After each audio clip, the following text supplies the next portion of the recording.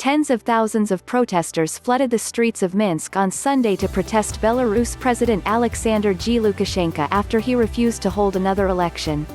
The New York Times reported that the crowds on Sunday were the largest yet in 8 days of protest over Lukashenko's 80% victory in an election that has since been criticized as fraudulent, and perhaps the largest protests in the country's history.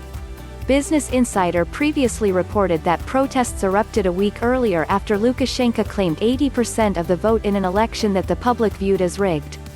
A large historical white-red-white flag of Belarus is pictured inside a heart formed by demonstrators during a protest against the results of the Belarusian presidential election in Prague, Czech Republic, August 16, 2020. David W. Cerny, Reuters. Since the initial demonstrations, reports have surfaced of police launching rubber bullets, tear gas, and stun grenades into crowds, killing at least 2 and injuring hundreds. Lukashenko, who has ruled since 1994, dismissed the protesters on Sunday as rats, trash, and bandits, the Times reported, but the gathering had a festive tone compared to the rest of the demonstrations as Belarusians walked freely through the city for the first time in more than a week. The leader sparked international concerns when he claimed that NATO troops had assembled at Belarus' western border, but the organization denied any military gathering, according to the Associated Press.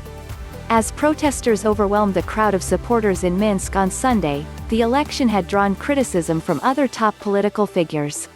A video reported by the AP that was circulated on YouTube appeared to show the Belarusian ambassador to Slovakia, Igor Leshchenya, praising those who came out on the streets of Belarusian cities with peaceful marches so that their voice could be heard. 2 days earlier, European Union foreign ministers agreed to introduce sanctions against some officials in Lukashenko's regime.